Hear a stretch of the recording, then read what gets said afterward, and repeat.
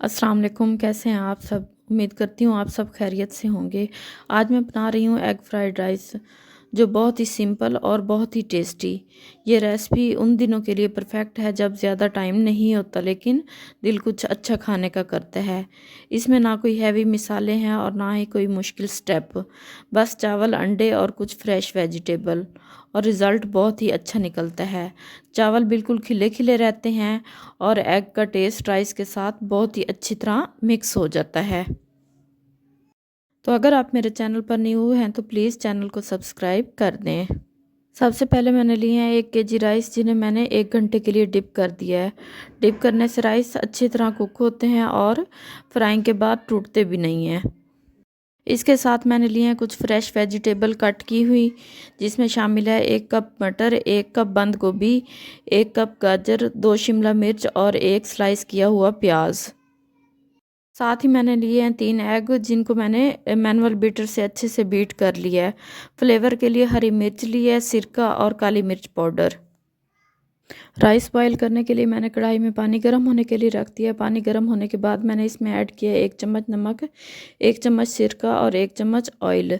सिरका और ऑयल डालने से चावल अलग अलग रहते हैं और बाद में फ्राइंग के वक्त चिपकते नहीं हैं। अब चावल और मटर ऐड करके इन्हें 10 मिनट के लिए कवर करके कुक करना है। इससे मटर भी सॉफ्ट हो जाते हैं और चावल ओवर कुक नहीं होते। 10 मिनट बाद राइस और मटर बिल्कुल सॉफ्ट हो चुके हैं। अब पानी स्ट्रेन करके इन्हें साइड पे रख देंगे। स्ट्रेन करने से चावलों का टेक्सचर परफेक्ट रहता है।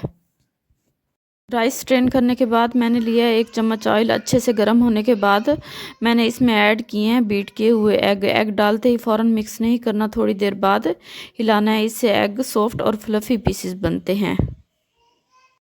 थोड़ा एग कुक होने के बाद हम इसमें ऐड करेंगे 1 चम्मच नमक और 1 चम्मच काली मिर्च पाउडर, और अच्छे से हिलाएंगे। हिलाने की मदद से हम इनको छोटे छोटे पीसेस में कन्वर्ट कर लेंगे।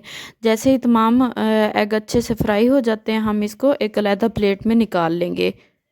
फ्राई एग निकालने के बाद हम उसी कढ़ाई में 1 चम्मच ऑयल डालेंगे। उसको अच्छे से गर्म होने के बाद इसमें ऐड करेंगे प्याज के स्लाइसिस। प्याज जब ब्राउन हो जाए तो हम इसमें अदरक लहसुन का पेस्ट ऐड करेंगे।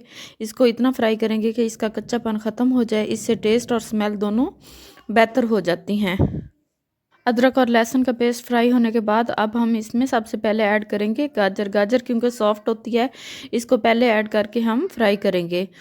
2 से 3 मिनट फ्राई करती हूँ ताकि गाजर सॉफ्ट हो जाए लेकिन अपना कलर और क्रंच भी रखे। इसके बाद बाकी सारी वेजिटेबल्स ऐड करती हूँ और हाई फ्लेम पर हल्का सा फ्राई करती हूँ।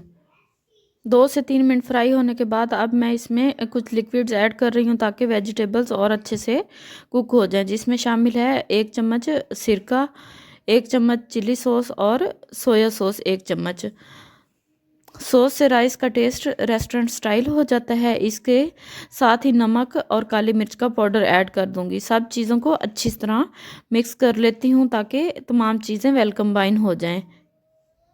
इस स्टेज पर आप अपने टेस्ट के मुताबिक नमक और मिर्च की क्वांटिटी कम या ज़्यादा कर सकते हैं, क्योंकि हमने बॉयल राइस के दौरान भी नमक यूज़ किया है और फ्राई एग के दौरान भी यूज़ किया है।